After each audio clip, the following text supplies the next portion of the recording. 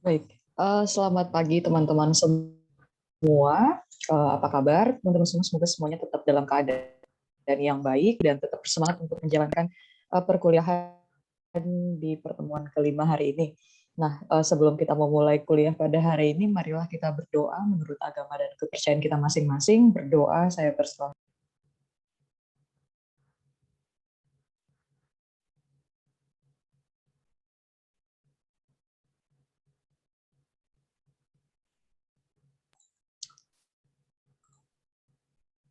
Dapat dicukupkan.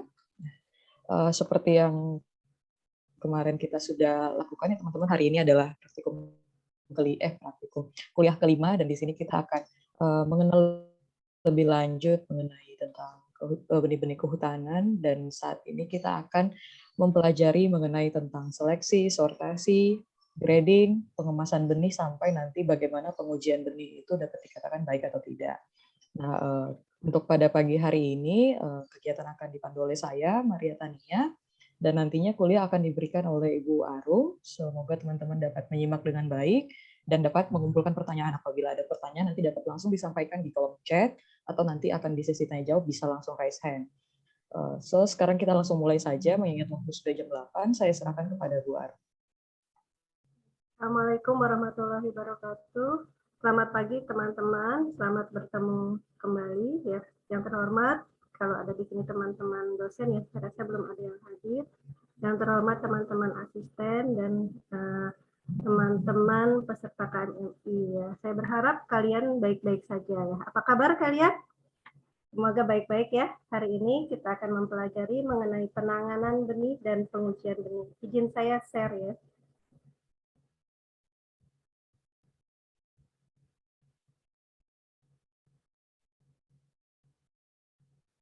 Materi ini sudah saya upload di OCW ya, bisa kalian lihat.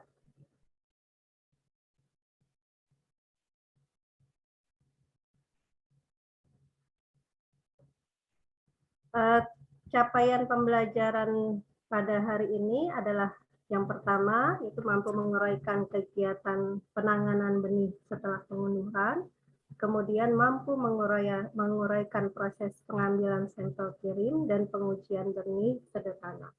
Ibu, maaf, Ibu, Ya. layarnya belum di present, diperbesar. Di saya sudah ya? Masih ini, Bu. Masih ya? Oke, Masih saya ulang yang lagi ya. sebelumnya. Iya. Apakah sudah? Masih belum, Bu. Oke, berarti saya ulang saja untuk share-nya.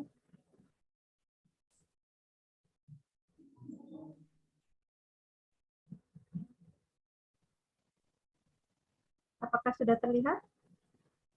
Masih sama sih, Bu. Mungkin di close dulu presentnya, terus Ibu mulai lagi dari buka PPT-nya baru di slideshow.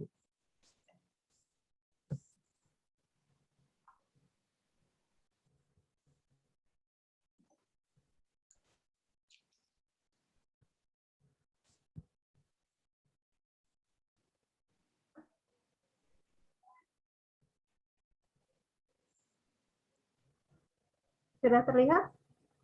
Nah, sudah, Bu. Silakan, Bu. Jadi capaian pembelajaran hari ini adalah mampu menguraikan kegiatan penanganan benih setelah pengunduhan. Yang kedua adalah mampu menguraikan proses pengambilan sampel kirim dari pengujian benih sederhana. Untuk teman-teman yang bukan dari luar Fahutan mungkin bingung dengan istilah pengunduhan ya. Kalau di kehutanan, yang dari kehutanan mungkin sudah biasa dengan kata pengunduhan ya. Jadi padanannya pengunduhan adalah di sini kegiatan pemanenan. Ya.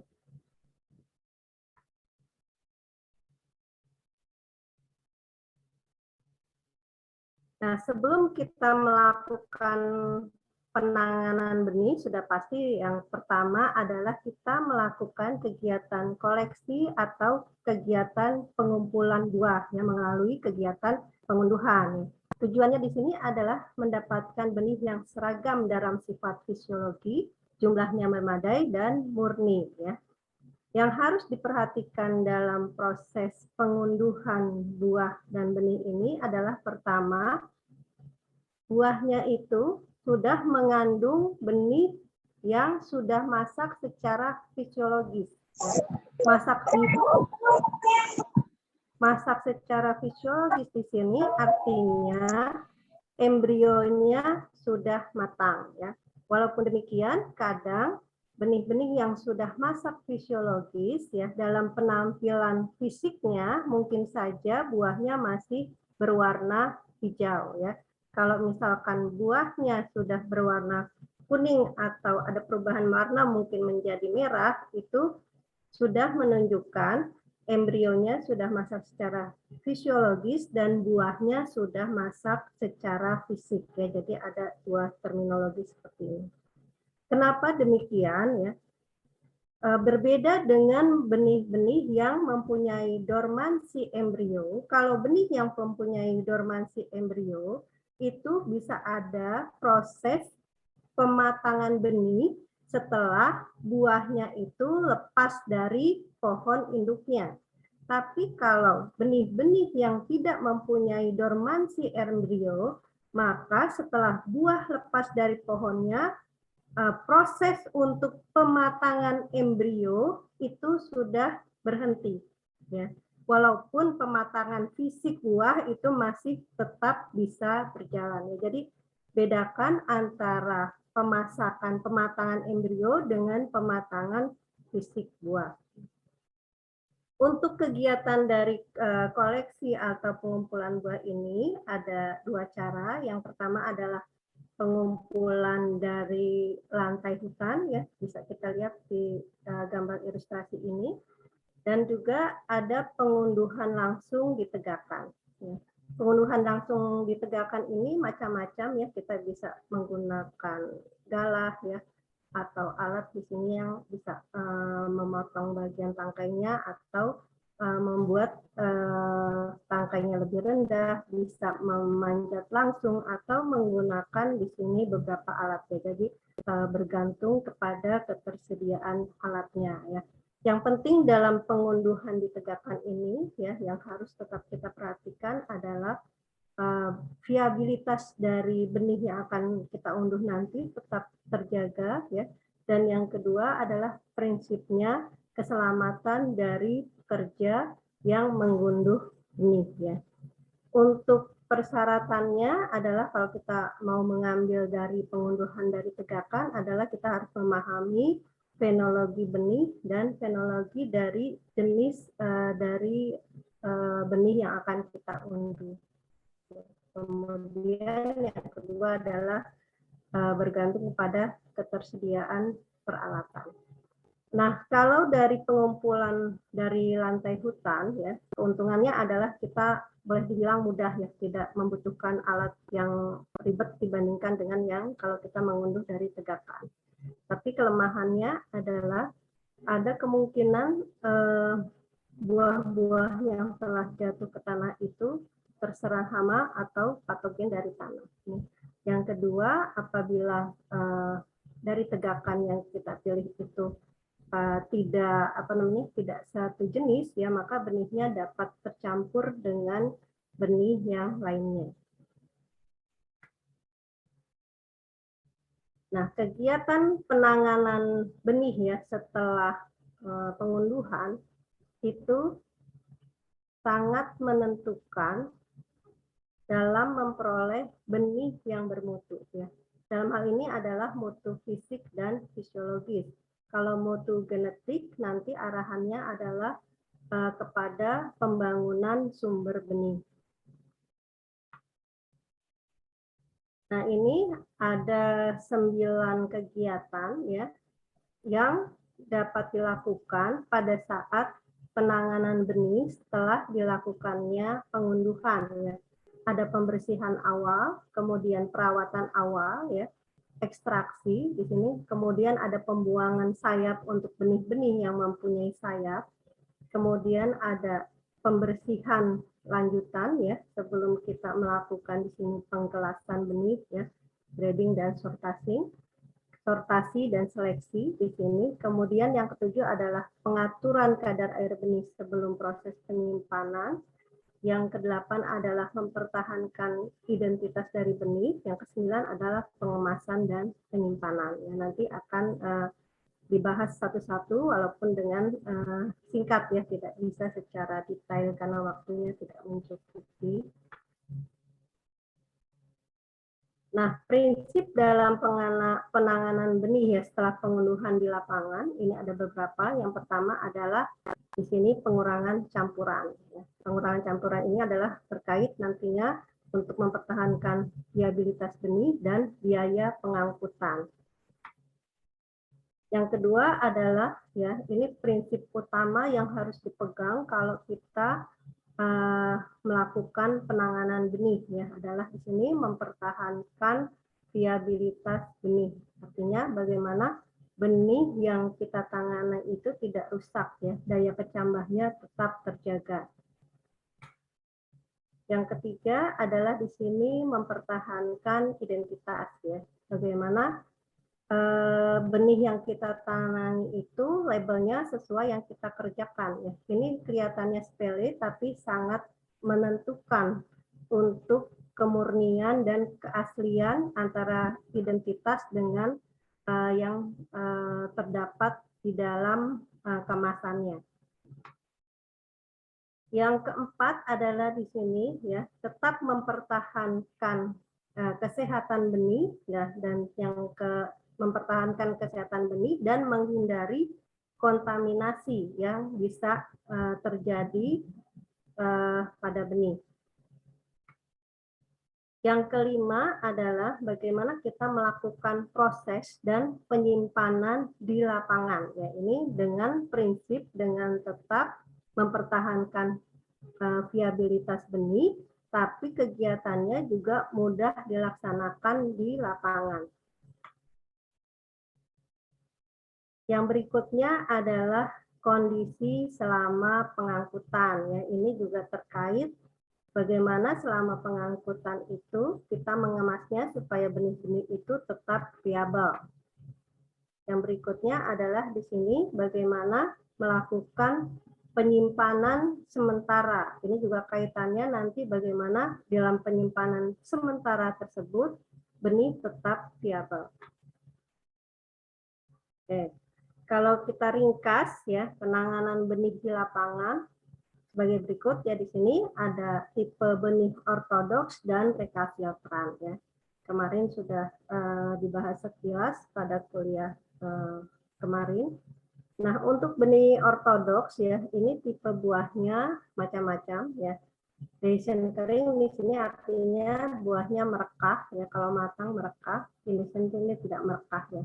Kemudian ada berdaging dan berdagingnya itu berserat, kemudian di sini ada yang berdaging lunak dan ini belum masak. Nah, pengertian belum masak di sini adalah fisik buahnya belum masak, tapi embrionya sudah masak ya. Yang harus diperhatikan untuk buah yang ini ya, karena kalau yang merekah kering itu boleh dibilang mudah, kita tinggal dikeringkan, kemudian untuk pengurangan beratnya juga mudah ya. Kalau yang belum masak di sini kita ada namanya kegiatan perawatan awal ya, nanti akan dijelaskan sehingga nantinya buahnya masak sehingga nantinya mudah untuk melakukan ekstraksi lebih lanjut. Nah, untuk yang rekasiotran ya, rekasiotran, kalau rekasiotran itu ada yang dia buahnya kering, ada yang buahnya berdaging. Walaupun kering ya, ini juga kita tidak bisa mengeringkan begitu saja karena penurunan kadar air nanti akan menyebabkan penurunan viabilitas. Jadi tetap penyimpanannya itu tidak boleh kering seperti di sini ortodoks ya. Jadi sama-sama kering tapi penyimpanannya kalau yang ortodoks di sini bisa kering, di sini harus dia agak lembab.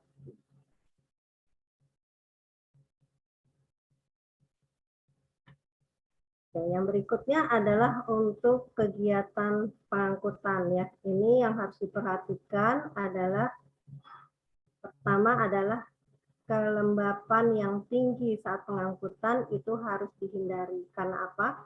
karena kelembapan yang tinggi itu akan memicu respirasi yang tinggi. Respirasi yang tinggi akan menyebabkan kondisi yang lembab. Kondisi lembab akan menyebabkan mudahnya fungi akan berkembang. Yang kedua di sini menghindari pengeringan untuk benih recalcitrans karena kondisi yang kering ini dapat menurunkan secara drastis viabilitas dari benih recalcitrans. Yang ketiga di sini adalah memberikan ventilasi optimal untuk benih ortodoks. Ya, ini terkait tadi dengan kelembapan ya, ada hubungannya ya. Jadi ventilasi yang tidak baik itu akan memicu untuk terjadinya kelembapan lingkungan yang tinggi. Yang berikutnya adalah menghindari matahari langsung ya, karena apalagi untuk jenis-jenis recalcitrans di sini penyinaran matahari langsung akan menyebabkan penurunan kadar air benih. Ya. Nah, ini juga untuk benih-benih yang ada benih-benih yang peka terhadap suhu dingin ya, terutama adalah benih yang recalcitrans. Makanya ini harus dihindari kalau misalnya dalam pengangkutan itu suhunya dingin. Nah, kegiatan dalam penanganan benih yang pertama ya, itu adalah di sini pembersihan awal. Yang dimaksud pembersihan awal di sini adalah pembuangan sebagian benda yang termasuk besar di sini ya, cabang, daun, dan buah yang kosong. Tujuannya adalah yang pertama di sini mengurangi berat ya, atau volume selama pengangkutan. Yang kedua, membuang benda yang menghambat proses ekstraksi. Dan yang ketiga adalah mengurangi potensi kontaminasi oleh bakteri dan fungi. Untuk perawatan awal, ya perawatan awal ini biasanya dilakukan untuk buah-buah yang belum matang. Ya, secara fisik buahnya belum matang, tapi embrionya secara fisiologis sudah matang. Ya. Yang pertama adalah kita pisahkan ya, buah-buah itu berdasarkan tingkat kemasakannya. Ya, misalkan di sini ada buah yang warnanya masih hijau ya, ada yang sudah misalnya hijau kekuningan ya, kemudian ada yang sudah kuning tapi belum mesokapnya itu masih keras ya. Ini urutannya ya sampai nantinya buah itu masak dengan sempurna, sehingga nantinya memudahkan untuk dilakukannya proses ekstraksi. Nah, ekstraksi di sini merupakan proses pengeluaran biji dari dalam buah dan memisahkan dari bagian lainnya. Jadi kita di sini mengambil biji atau benih dari dalam buah. Ya.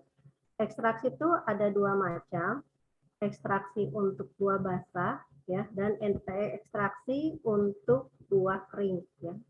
Walaupun bisa juga kita melakukan kombinasi keduanya. Jadi dikombinasikan antara ekstraksi basah dan ekstraksi kering, tergantung buahnya. Tujuannya di sini adalah mengurangi campuran, ya.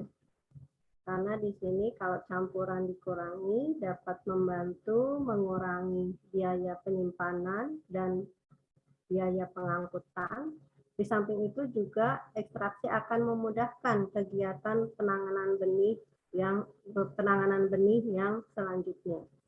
Yang ketiga adalah meningkatkan kemampuan penyimpanan. Ya, jadi di sini kita bisa lebih dapat meningkatkan viabilitas benih. Ya walaupun demikian ya, ternyata kegiatan ekstraksi itu tidak mutlak dilakukan untuk semua jenis buah. Ya. Prinsip yang harus dipegang adalah dengan kegiatan ekstraksi yang dilakukan, viabilitas benih itu akan meningkat, ya, akan meningkat. Nah, jadi ini ada ekstraksi yang tidak perlu dilakukan. Kegiatan ekstraksi itu tidak harus dilakukan pada saat setelah pengunduhan. Bisa jadi juga ekstraksi itu dilakukan sesaat sebelum kita menabur benih. Ini ada kriteria, 3 kriterianya. Yang pertama adalah ya, benih yang bisa diekstraksi sebelum proses penyimpanan. Ya, ini yang tadi saya jelaskan sesuai urutan yang ketiga ya. Nah, yang kedua ini benih yang tidak perlu diekstraksi ya. Jadi dia disimpan bersama buahnya, karena kalau diekstraksi malah benihnya viabilitasnya akan menurun ya. Ini bisa dilihat contoh-contohnya. Nah, jati itu termasuk ini ya dalam kegiatan ini yang kedua ya, kita nggak perlu ekstraksi benih dari dalam buahnya ya, tapi kita menanam langsung buahnya ya. Nah, yang ketiga ini ekstraksi itu dilakukan sesaat sebelum benih disemai. Jadi nyimpannya itu tetap di dalam, kita menyimpan buah ya. Di dalam buah itu terkandung benihnya, nah, tapi tetap perlu kegiatan ekstraksi. Ekstraksinya tapi dilakukan sesaat sebelum kegiatan penyemaian. Yang keempat di sini adalah kegiatan pembuangan sayap ya. Ini untuk buah-buah yang mempunyai sayap ya, seperti misalnya mahoni. Ya. Nah, kelima adalah di sini kegiatan pembersihan. Kegiatan pembersihan ini bisa dilakukan dengan beberapa cara ya. Bisa dengan penyaringan ya, kemudian dengan penggunaan silinder ya, yang pembersih yang beralur, kemudian dengan penggunaan angin dan hembusan. Yang keempat adalah pemisahan ya, berdasarkan berat jenis. Yang kelima, pembersihan menggunakan gesekan, dan yang keenam adalah pengapungan. Yang keenam, setelah proses pembersihan, di sini adalah pengkelasan benih ya. Jadi bagaimana kita memisahkan benih itu berdasarkan ukuran. Biasanya benih-benih yang berukuran kecil dan berkualitas rendah itu akan dibuang. Ini juga ada istilah lot benih.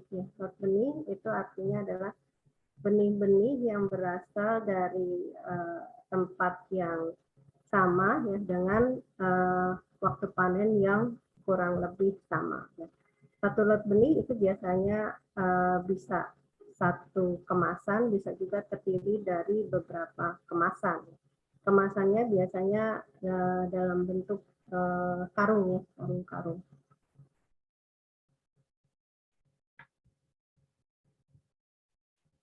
Nah, yang ketujuh adalah pengaturan kadar air benih untuk penyimpanan. Ini terkait kemarin yang sudah dipelajari, ini adalah benih ortodoks dan benih recalcitrant. Ya. Ini kita harus bedakan karena keduanya mempunyai sifat-sifat yang berbeda. Ya. Benih ortodoks itu bisa disimpan, misalkan di sini kalau pada suhu 30 sampai 30 derajat Celcius, maka kita bisa simpan di sini dalam kadar air benihnya 10 sampai 12%. Makin tinggi di sini suhunya 45 sampai 55 derajat Celcius, maka makin kecil ya kadar air yang bisa kadar air benih ya, kadar air benih untuk penyimpanan pada suhu 45 sampai 55 derajat Celcius. Nah, yang harus menjadi perhatian adalah untuk benih recalcitrant. Kalau benih ortodoks ini kan kita lihat bisa dikeringkan ya kadar airnya di sini. Ini contohnya adalah sampai 3 sampai 5 derajat 3 sampai 5%. Ada juga yang bisa sampai, kritisnya adalah sampai 2% ya untuk benih ortodoks. Kalau 2%, kalau di bawah 2% tidak diizinkan karena akan menyebabkan penurunan dari viabilitas benih. Untuk benih recalcitrant ya, ini sangat sensitif ya. Kalau kita lihat di sini grafik yang sumbernya adalah suhu, yang di sini adalah kelembapan. Ini yang untuk persen udara keringnya, yang ini yang udara basah ya. Kalau kita lihat di sini sebagai contoh untuk benih Recasiotran ya. Di sini pada kelembapan disimpan pada kelembapan 60 dan suhunya di sini 20 derajat. Ini bisa sampai 100%, tapi dengan meningkatnya suhu dan berkurangnya kelembapan ya di sini sampai 45 derajat misalkan sama dengan ini, maka di sini hanya tinggal di sini 10%. Jadi viabilitasnya akan menurun drastis dengan adanya peningkatan suhu. Nah, yang berikutnya adalah mempertahankan identitas selama pemrosesan. Jadi, label benih ini harus diperhatikan walaupun kelihatannya sepele ya, tapi ini akan boleh dibilang kalau tanpa label maka juga akan sulit kita mengklaim. Ya. Resi kemarin belajar apa?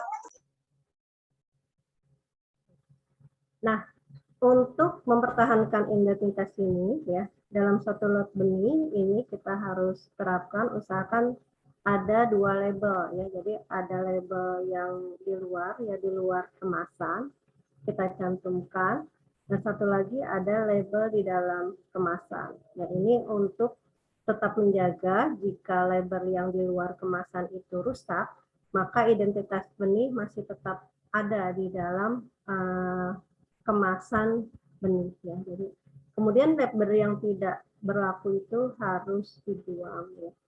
Selama proses juga kalau misalkan benih itu harus dikeluarkan dari kemasannya, maka label itu harus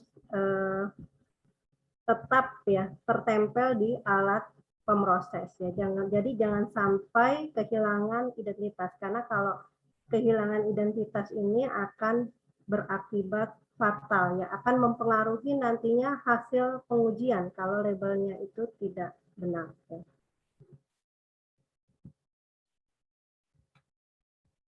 Nah, yang berikutnya adalah penyimpanan dan pengemasan.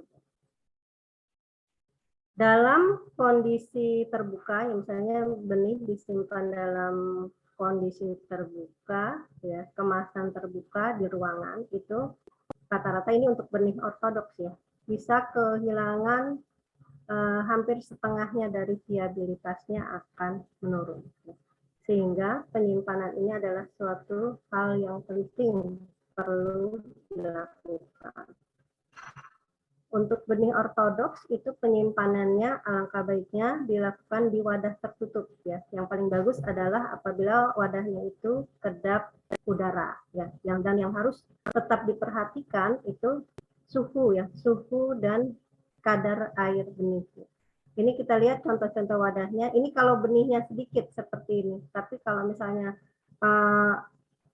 kalau benih-benih tanaman kehutanan biasanya disimpannya itu di dalam karung-karung ya, atau kaleng-kaleng besar, tidak dalam wadah-wadah kecil segini karena jumlahnya biasanya banyak ya, lebih banyak. Nah, yang harus diperhatikan di sini adalah kita tidak boleh menyegel benih yang lembab ya, karena benih yang lembab itu kalau kita misalnya segel dalam wadah tertutup ya, maka nantinya akan memberikan kondisi lingkungan yang mendukung untuk perkembangan benih.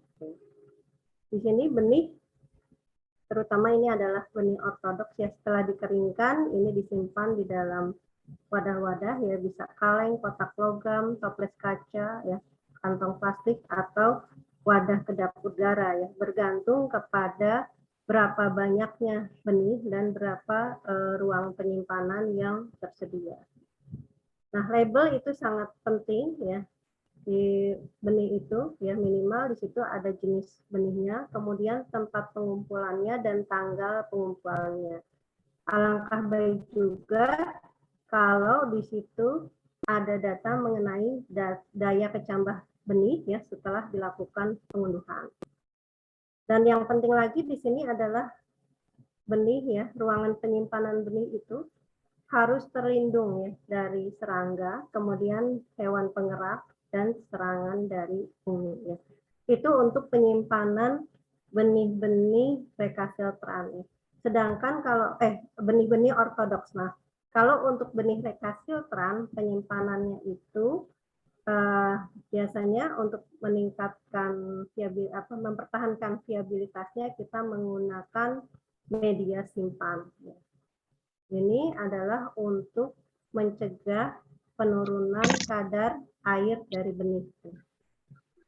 Karena apa di sini? Kalau misalkan benih yang ortodoks itu kan kadar airnya bisa diturunkan ya sampai di bawah 10%.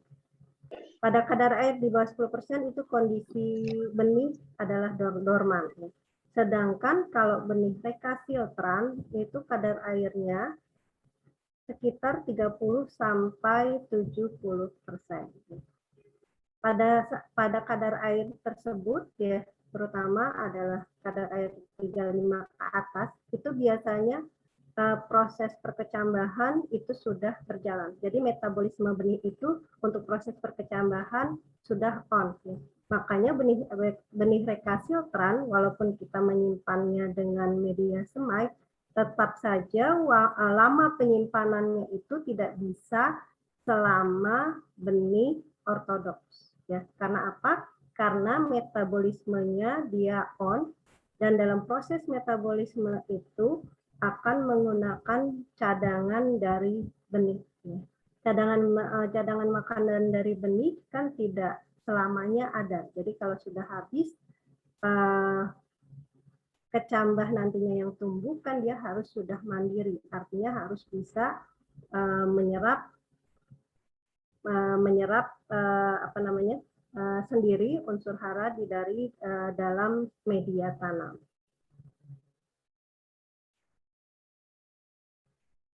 Ini untuk yang proses penanganan benih. Berikutnya adalah untuk pengujian benih. Nah, pengujian benih ini penting ya di sini untuk mengontrol kualitas benih ya. Tapi kualitas ini adalah bukan kualitas genetik tapi mutu fisik dan fisiologis benih. Nah, pengujian benih itu dilakukan pada interval waktu tertentu ya dari mulainya penanganan benih sampai nanti penyimpanan dan saat benih ditabur di persemaian. Pengujiannya ada yang bersifat sederhana dan ada juga yang sesuai dengan standar internasional dari ISTA ataupun AUSA ya. Kalau untuk pengujian sederhana ini hanya untuk kepentingan praktis ya, jadi tidak sedetail untuk seperti yang standar internasional. Nah, konsep dari kualitas benih ya adalah di sini tidak hanya kita mengukur proses perkecambahannya saja ya, tapi juga kita harus mempertimbangkan proses deteriorasi ya. Jadi adalah di sini kemunduran benih ya. Seperti penjelasan saya waktu praktikum kemarin ya, kita di sini kualitas benih itu harus dilihat viabilitasnya dan vitalitasnya ya, bagaimana apakah dia masih punya daya berkecambah dan apakah energinya masih cukup untuk proses perkecambahan sampai dia nantinya menjadi kecambah yang mandiri yang dapat mengambil nutrisi sendiri dari dalam tanah. Nah, ini ada beberapa faktor yang mempengaruhi kualitas benih. Yang pertama adalah di sini pembatasan dormansinya. Pembatasan dormansi yang dilakukan itu tidak sempurna ya. Yang kedua adalah metode perlakuan pendahuluan. Perlakuan pendahuluan ini sama dengan metode perlakuan awal atau untuk mematahkan dormansi. Di sini dia sudah kalau yang di sini tidak sempurna, kalau yang di sini tidak tepat ya, tidak tepat sesuai dengan tipe dormansi dari benihnya. Yang ketiga adalah susunan genetik dari benih. Ya, yang keempat ini tergantung umur, kondisi dan perawatan tegakan benih. Ya, ini mempengaruhi selama yang keempat dan kelima ini mempengaruhi selama pembentukan dari benih ya, pembentukan embrionya, endospermanya ini akan mempengaruhi nanti kualitas kecambah yang dihasilkan. Yang keenam adalah di sini pengelolaan atau penanganan benih ya. Nah, penanganan benih yang mempengaruhi kualitas benih yaitu pertama di sini adanya serangan patogen ya selama kegiatan koleksi atau pengumpulan. Yang kedua di sini adalah kegiatan pembersihan awal dan ekstraksinya dilakukan di sini dengan tidak tepat ya. Ini kalau tidak tepat maka bisa menyebabkan penurunan dan kualitas benih. Nah ini juga kegiatan pengeringan tadi terkait ya, kita harus memperhatikan dengan baik benihnya itu apakah jenis ortodoks atau recalcitrant karena keduanya mempunyai sifat yang berbeda dalam mengatasi kekurangan turunnya kadar air benih. Dan yang keempat di sini adalah proses penyimpanan ya untuk benih ortodoks di sini supaya kualitasnya terjaga maka kita harus memperhatikan kadar air benih yang rendah dan suhu yang rendah. Sebaliknya kalau untuk yang recalcitrant kita harus di sini mempertahankan kadar air benih ya tidak rendah dan suhu penyimpanannya juga tidak tinggi. Nah, sebelum kita melakukan pengujian benih, ya, kita di sini ada tata cara untuk pengambilan sampel benih. Ya. Pertama di sini adalah pengambilan contoh benih. Ya. Pengambilan contoh benih ini dari satu lot benih. Ya. Di OCW saya sudah share untuk videonya bagaimana cara mengambil sampel primer dari satu lot benih. Ya. Yang pertama adalah kita ambil sampel primer dari satu lot benih. Ya. Sampel satu lot benih ini mungkin terdiri dari beberapa kemasan, ya, beberapa karung. Ya. Dari masing-masing karung itu kita ambil sampel primer. Ya. Sampel primer kemudian kita gabungkan ya menjadi sampel komposit. Ya. Sampel komposit kemudian kita bagi itu menjadi sampel kirim. Pembagiannya ini bisa secara manual maupun dengan menggunakan mesin ya. Jadi menggunakan alat, itu sudah ada alatnya untuk membagi. Nah, di sini sehingga nantinya diperoleh sampel kirim ya. Sampel kirim nantinya akan dikirimkan ke lab uji yang bisa melakukan pengujian benih. Ya. Ini sampel kirim ya. Dari sampel kirim itu kemudian dibagi lagi sehingga nantinya diperoleh sampel kerja. Ya. Sampel kerja yang diperoleh ya itu nanti kita bagi ya. Ada sampel untuk pengujian contoh kadar air ya. Sehingga nantinya diperoleh keluarannya adalah kadar air benih yang diuji. Ya. Nah, untuk pengukuran kadar air ini sifatnya sifatnya adalah destruktif kalau kita melakukan dengan metode oven. Makanya di sini berhenti sampai sini, kemudian kita langsung ada hasil pengujiannya. Nah, kemudian juga sampel kerja itu ada juga yang untuk uji kemurnian. Kalau untuk uji kemurnian ini sifatnya tidak destruktif, artinya di sini kita mengukur kemurnian benih itu berapa. Artinya di sini adakah kotoran-kotoran ya. Kalau misalkan ada benih lain, maka itu termasuk kotoran ya. Misalnya yang kita uji adalah benih sengon ya. ternyata di dalam contoh kirim dari benih sengon itu terdapat misalkan benih akasia, maka benih akasia itu termasuk kotoran.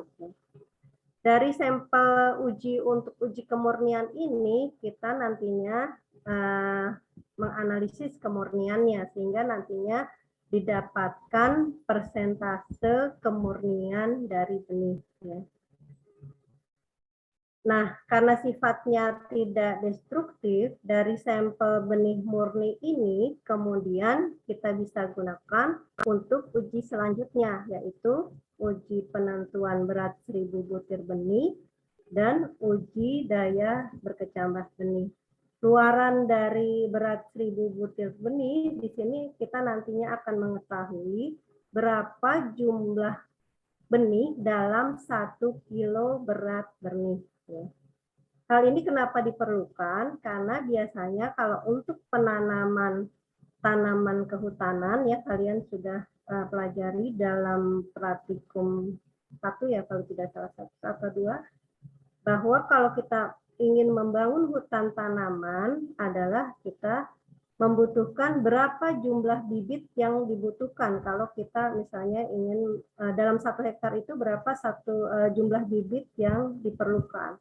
Sementara kalau kita membeli benih itu bukan dalam bentuk satuan ya, rata-rata adalah berapa kilo ya, benih berapa kilo. Sementara kadang kita tidak tahu berapa jumlah benih dalam 1 kilo berat. Makanya data ini sangat diperlukan untuk perencanaan pembangunan hutan tanaman.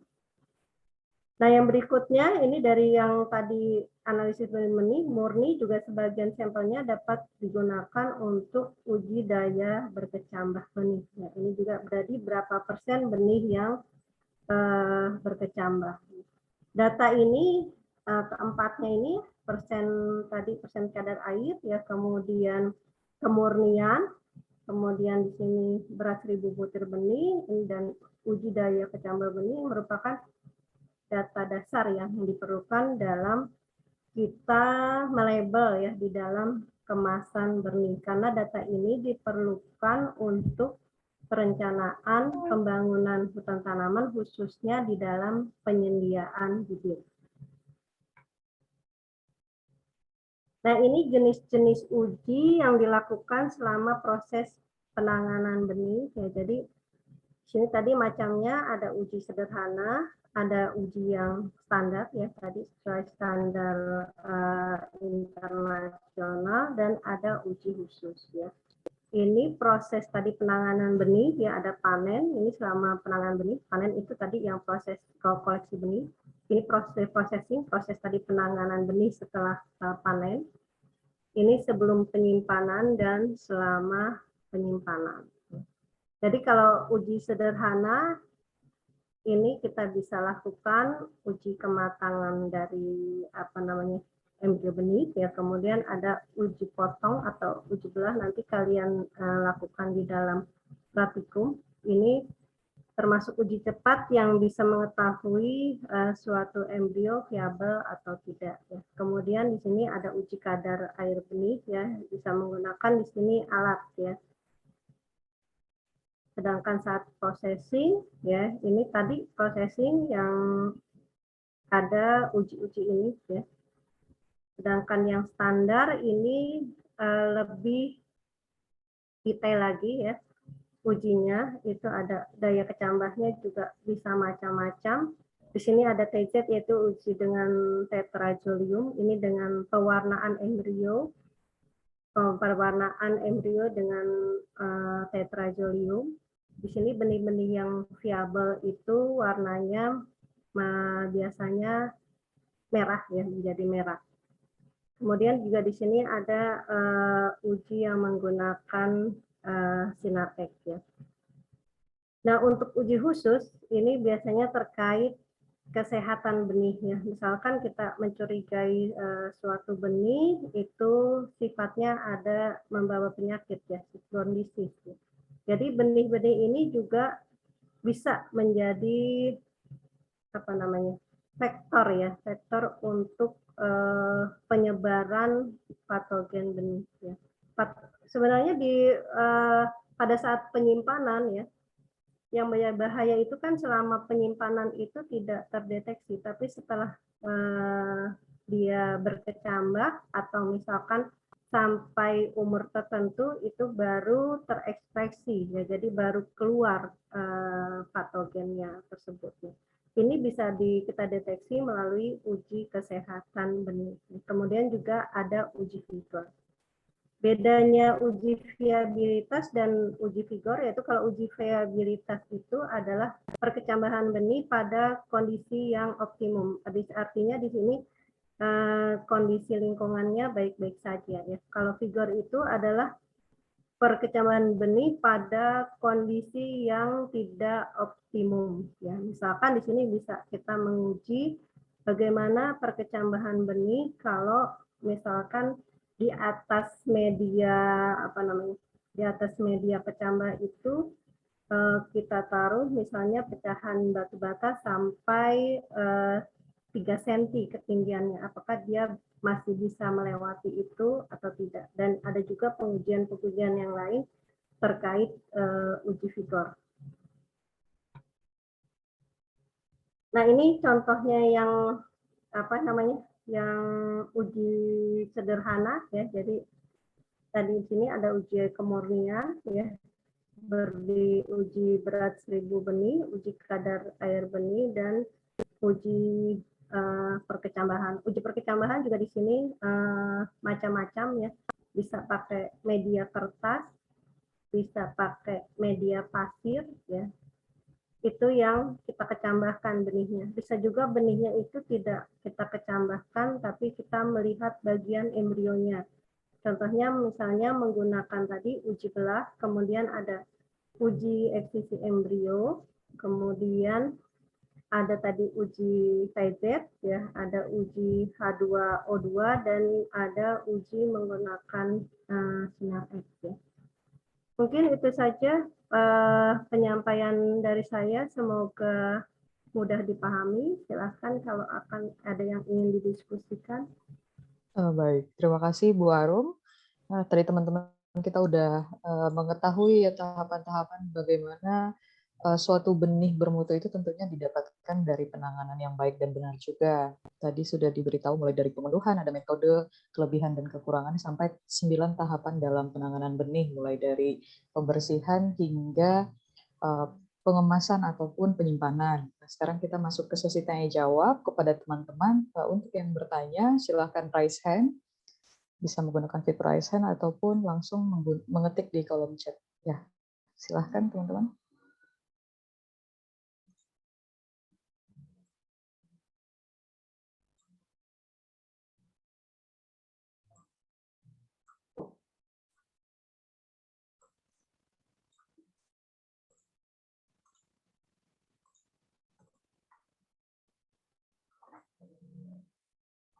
Sudah ada satu pertanyaan masuk, Ibu, mungkin saya langsung bacakan saja.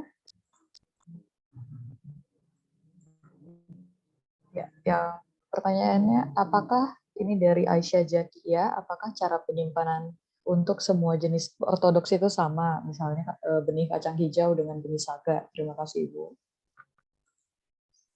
Oke, ya, kalau untuk benih-benih ortodoks ya bisa sama penyimpanannya. Jadi kalau untuk ortodoks baiknya kita pakai wadah yang kedap udara ya.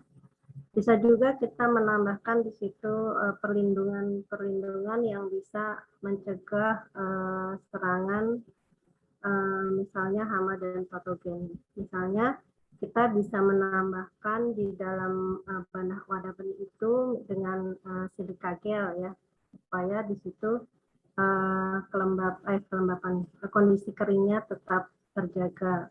Atau misalkan kita mengkhawatirkan ada perkembangan misalkan fungi-fungi tertentu, kita bisa di situ menambahkan juga misalnya dengan bahan-bahan yang organik seperti misalnya daun nimba kering ya, di situ bisa juga untuk perlindungan terhadap serangan serangga. Jadi bisa. Kalau kita lihat kalau untuk tanaman pertanian itu di penyimpanannya juga sudah ada, misalnya benih jagung itu yang di coating dengan suatu fungisida ya. Nanti jadi saat penanaman bisa dibilang lebih terhindar dari serangan fungi seperti itu. Baik, untuk Aisyah, apakah sudah cukup jelas?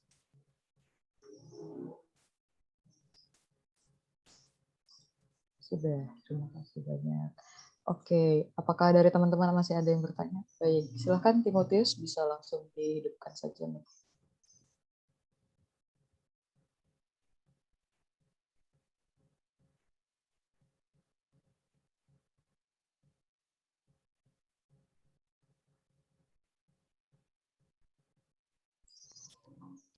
Cek. Oke, terima kasih Kak. Izin bertanya Bu, tadi untuk penyimpanan benih rekalsitran itu seperti yang sudah dicontohkan juga menggunakan suatu media begitu ya Bu, untuk menghindari adanya fungi. Tapi walaupun nanti misalkan sudah menggunakan cara tersebut, tapi si benih tersebut tetap terserang fungi atau jamur. Nah, untuk hal tersebut nanti hal yang harus kita lakukan itu nanti seperti apa ya? Terima kasih sebelumnya. Oke, jadi untuk penyimpanan benih rekalsitran memang disarankan kita menggunakan media simpan. Ya, media simpan ini fungsinya adalah untuk menjaga kadar air dari benih ya, sehingga nantinya viabilitasnya tetap terjaga. Nah, sebelum digunakan, sebaiknya media simpan ini kita lebih baik disterilisasi lebih dahulu ya. Tapi kalau misalnya tidak ada seperti misalnya autoclave, kita bisa jemur di bawah sinar matahari selama 2 atau 3 hari ya. Ini untuk menghindari serangan dari fungi ya.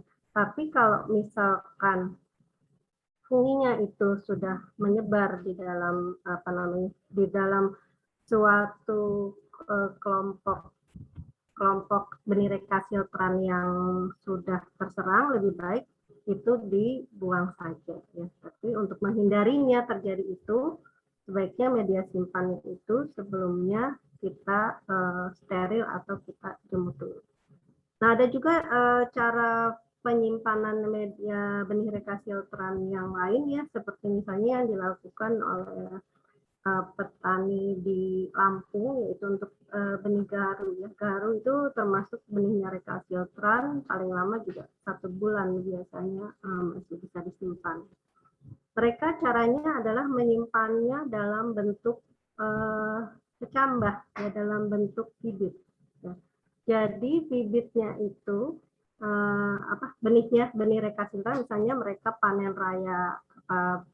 raya dari buah baru, kemudian mereka tidak simpan dalam bentuk benih, tapi mereka simpannya nanti dalam bentuk kecambah. Kecambahnya itu mereka kecambahkan ya di dalam media semainya, itu adalah kokopit. Jadi mereka pakai kokopit dalam satu buah kecambah. Tapi kokopitnya ini sudah terdekomposisi sempurna ya, bukan kokopit yang masih coklat, tapi dia sudah agak kehitaman.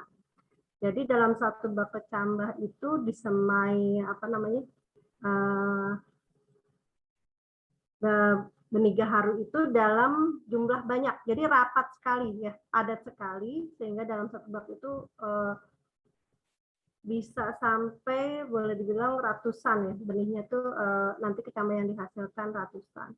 Dan saya lihat di sana waktu itu umurnya setahun itu tingginya hanya sekitar 10 sampai 15 cm dan pertumbuhannya tetap baik ya.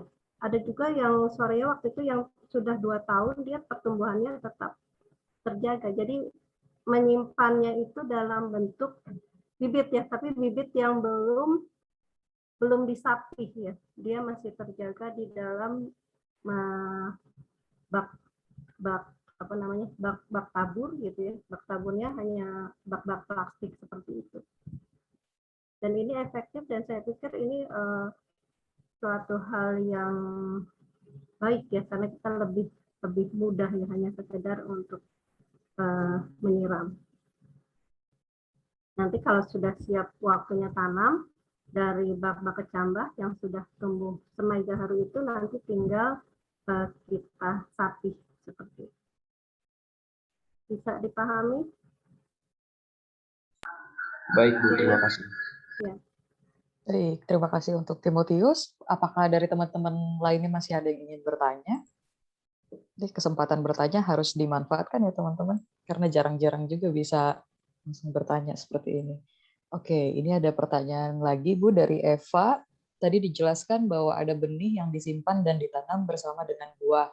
Apa alasan yang mengharuskan benih ditanam langsung bersama buah? Lalu apakah buah tersebut bisa menjadi faktor penghambat dalam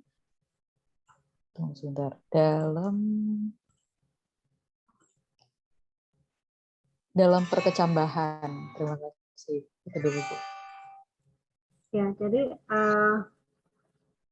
ada memang benih yang tidak perlu diekstraksi dari dalam buahnya karena ekstraksi ini akan mengakibatkan penurunan viabilitas dari benih dan mudahnya benih itu terserang oleh fungi atau serangga ya. Jadi di sini disimpannya dalam bentuk buah dan juga ditanamnya dalam bentuk buah. Contoh kasusnya adalah jati ya. Jati itu kita tidak ekstraksi ya, biasanya kita hanya membersihkan saja bagian-bagian apa namanya luar dari buahnya, dari pembersihan. Karena apa? Karena pertama kalau kita buah jati, kalau kita misalkan pecahkan, kita coba pecahkan, kemudian kita ambil benihnya ya. Jadi benihnya ini boleh dibilang sangat mengandung nutrisi yang tinggi ya. Mungkin dia mengandung protein atau lemak yang tinggi. Jadi bentuknya itu seperti nasi, jadi agak tidak keras benihnya itu. Dan sangat ini sekali sangat disukai semut ya, karena saya pernah coba saya diamkan gitu dan ada yang dikecambahkan di pasir itu langsung dibawa oleh semutnya. Tapi benih-benih yang seperti ini bisa dikecambahkan dalam bentuk benih tapi dengan kondisi yang aseptik. Kita bisa lakukan dalam kegiatan kultur jaringan. Tapi kalau misalkan kita semai dengan media pasir atau zeolit di tempat yang tidak aseptik, misalkan di dalam rumah kaca, maka resikonya untuk terserang fungi atau dimakan serangga itu lebih besar. Makanya kita mengecambahkannya itu di dalam bentuk buah dan tidak pernah diekstraksi. Jadi kalau itu kalau kita mempertaruhkan atau menyebabkan viabilitas benih terganggu, maka kegiatan ekstraksi itu tidak dilaksanakan. Baik, terima kasih kepada Bu Arum. Mungkin ini akan jadi pertanyaan terakhir juga untuk mengingat waktu. Di sini mengenai bahan kemasan, Bu. Apakah bahan dasar dari kemasan seperti plastik atau botol kaca ini akan mempengaruhi kadar kualitas dari benih? Karena kan berhubung dengan cahaya juga akan berbeda-beda. Kira-kira kemasan mana yang lebih baik gitu, Bu, untuk penyimpanan benih ortodoks dan juga recalcitrant? Ya, kalau untuk yang recalcitrant itu sebaiknya wadahnya tidak tertutup ya, tapi wadah yang terbuka karena ini untuk aerasi udaranya harus tetap bagus walaupun pakai media simpan, tapi tidak di dalam wadah tertutup, tapi di dalam wadah yang terbuka karena tadi benih recalcitrant itu metabolismenya on ya, tidak dorman dia kondisinya, metabolismenya on, jadi dia ada kegiatan respirasi yang boleh dibilang lebih tinggi ya lebih tinggi sekali dibandingkan dengan yang benih ortodoks. Maka harus dalam wadah terbuka supaya aerasinya itu terjaga. Kalau untuk benih ortodoks ya, tadi yang recalcitran ya, untuk benih yang ortodoks karena kadar airnya dapat diturunkan di bawah 10% ya, tapi tidak melebihi 2%. Jadi kondisinya ini boleh dibilang dorman ya. Jadi metabolismenya dorman ya, sampai seminimal mungkin ya, boleh dibilang. Jadi di sini kita bisa menyimpannya dalam kondisi kering dan dalam wadah yang tertutup. Ya, yang harus diperhatikan memang dalam semua penyimpanan benih itu harus dihindari dari sinar matahari langsung. Jadi harus di dalam ruangan, walaupun kita di dalam botol kaca, tapi di dalam ruangan, dan ruangan itu kondisi lingkungannya itu yang bisa mempertahankan kondisi kadar air benih tetap rendah ya, dan suhu ruangannya juga itu dengan kelembapan rendah. Seperti itu mungkin. Bisa dipahami tadi siapa yang tanya? Firda ini. Bagaimana Firda? Itu yang disebut penyimpanan DCS itu ya, dry cold storage. Iya. Baik. Sudah cukup dia bilang. Iya. Terima kasih Pak Andi.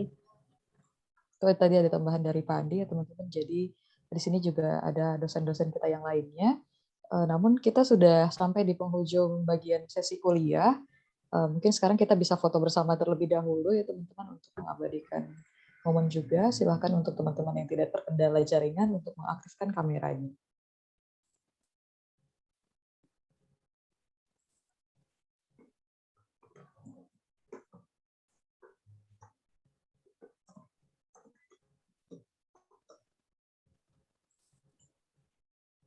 Baik, ada 7 slide hari ini. Nanti teman-teman silahkan senyum saja ya selama 7 slide ini.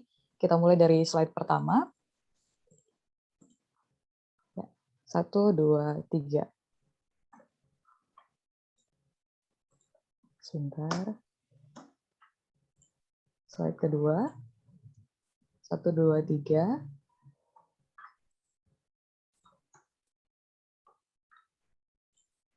Slide berikutnya. 1, 2, 3. Ya, yang terakhir. 1, 2, 3.